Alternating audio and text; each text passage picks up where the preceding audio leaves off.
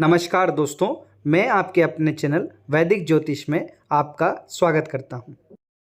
प्यारे दर्शकों, अगर अभी तक आपने मेरे चैनल को सब्सक्राइब नहीं किया है तो सबसे पहले सब्सक्राइब कर लें और हाँ, बेल का आइकन दबाना ना भूलें।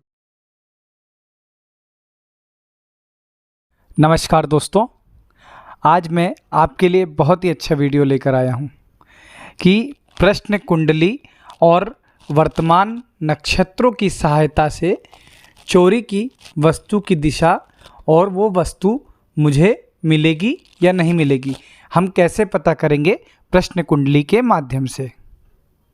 दोस्तों, इसके लिए वराहमिहिर जी ने एक श्लोक निर्माण किया था। विनष्टार्थस्य लाभो अंधे शीघ्रम मंदे प्रयत्नतः स्यात् दूरे श्रवणम मध्ये श्रुत्याप्ति न सुलोचने। मतलब खोई हुई वस्तु लाभ होगा, कब होगा? अंध्याक्ष नक्षत्र में वो शीघ्र मिलेगी। दूसरा, अगर मंदाक्ष नक्षत्र आता है तो वो प्रयत्न करने पर मिलेगी। फिर तीसरा है मध्याक्ष नक्षत्र है तो प्रयत्न करने पर भी वो कहीं दूर चली गई है, आपको वो प्राप्त नहीं होगी। और अगर सुलोचन नक्षत्र है तो वो आपको कभी नहीं मिलेगी। दोस्तों, अब जैसे किसी का भी आपके पास फ़ोन आता है या आपकी कुछ वस्तु खो गई है आपके घर से, तो आप क्या करेंगे? तुरंत उसी समय की कुंडली बनाएंगे और उसमें देखेंगे चंद्रमा किस नक्षत्र में है। अब मैंने ये दिशा बनाई है, मतलब अंधाक्ष नक्षत्र मतलब पूर्व दिशा, सुलोचन नक्षत्र मतलब उत्तर दिशा और मध्याक्ष नक्षत्र मतलब पश्चिम दिशा और मंदाक्ष नक्षत्र मतलब दक्षिण दिशा। अब देखते हैं, अगर चंद्रमा रोहिणी, पुष्य, उत्तर फाल्गुन, विशाखा, पूर्वाषाढ़, धनिष्ठा और रेवती नक्षत्र में है तो ये सब अंधाक्ष नक्षत्र होते हैं। ठीक है दोस्तों, इसमें अगर चंद्रमा है तो आपकी वस्तु पूर्व दिशा में मिलेगी और वो भी शीघ्र मिलेगी। ठीक है दोस्तों, अगर चंद्रमा कृतिका, पुनर्वसु, पूर्व फाल्गुन, स्वाति, मूल, श्रवण, उत्तर भद्रा नक्षत्र में गोचर करता है तो ये सुलोचन नक्षत्र है। इसमें इस नक्षत्र में गोचर अगर होता है तो जो आपकी खोई हुई वस्तु है वो उत्तर दिशा में गई है और वो आपको प्राप्त नहीं होगी। दोस्तों, अब तीसरी बात करते हैं।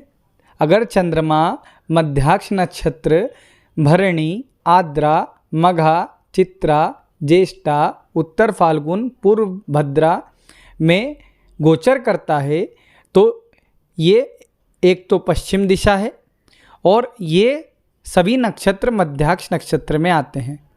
तो इसका अर्थ ये है कि अगर आपकी वस्तु खोई है तो वो पश्चिम दिशा पे गई है, कोई पश्चिम दिशा में ले गया है और ये वस्तु प्रयत्न आप करेंगे लेकिन फिर भी प्राप्त नहीं होगी। अब आखिरी नक्षत्र कौन सा है? ये है मंदाक्ष नक्षत्र। इसमें आते हैं अश्विनी, मृगशिरा, अश्लेषा, हस्त, अनुराधा, उत्तराषाढ़, शतभिषा।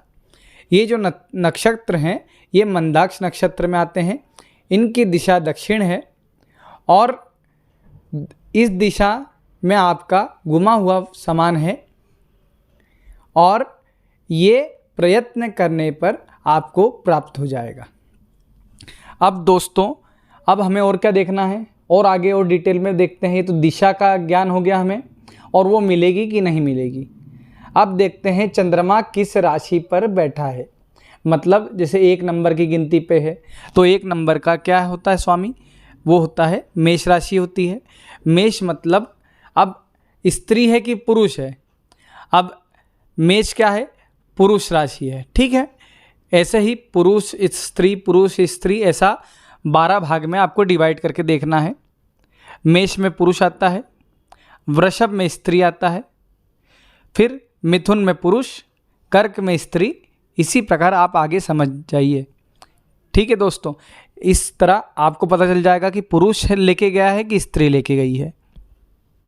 अब चंद्रमा जहाँ पर बैठा है उधर कौन सी गिनती लिखी है और उस पे किस ग्रह का प्रभाव है। जैसे सूर्य का प्रभाव है चंद्रमा पे, तो कोई चुराने वाला व्यक्ति पिता या बूढ़ा आदमी हो सकता है। शनि का अगर प्रभाव पड़ रहा है चंद्रमा पे तो भी बूढ़ा आदमी होगा। मंगल का प्रभाव पड़ता है तो वह व्यक्ति एक हष्ट पुष्ट व्यक्ति हो सकता है, जवान व्यक्ति होगा वो। अगर राशि पे भी देखना है आपको कि ये स्त्री है या पुरुष है, इस प्रकार से विभाजन आप कर सकते हैं। ग्रह प्रधान है तो आपको बोलना है कि कोई किशोर अवस्था का लड़का है। गुरु है तो एक जवान के बाद प्रौढ़ अवस्था आती है। कोई पंडित, कोई अध्यापक, कोई गुरु समान आदमी चोरी करके गया है। अब शुक्र है तो जान लेना चाहिए कि कोई स्त्री आपका धन या कुछ सामान लेके गई है। इसी प्रकार से राहु अगर रहेगा तो कोई चोर ही या कपटी व्यक्ति, आपके घर का व्यक्ति जिसने भेद बताया है वो व्यक्ति रहेगा। राहु और केतु में हमें ये समझना चाहिए। दोस्तों, आज हमने क्या जाना? प्रश्न कुंडली और वर्तमान नक्षत्रों की सहायता से हमने जाना चोरी की वस्तु की दिशा कौन सी है। पूर्व दिशा है, पश्चिम दिशा है, या उत्तर है या दक्षिण है, और वस्तु हमें प्राप्त होगी कि नहीं।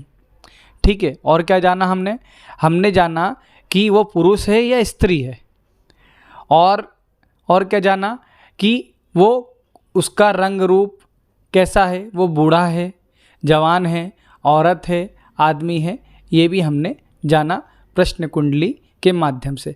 आशा करता हूँ ये जानकारी आपको पाई होगी। आज के लिए इतना ही, धन्यवाद। जय माता जी, और चैनल को ज़रूर सब्सक्राइब करिए इसी तरह की जानकारी के लिए। जय माता जी।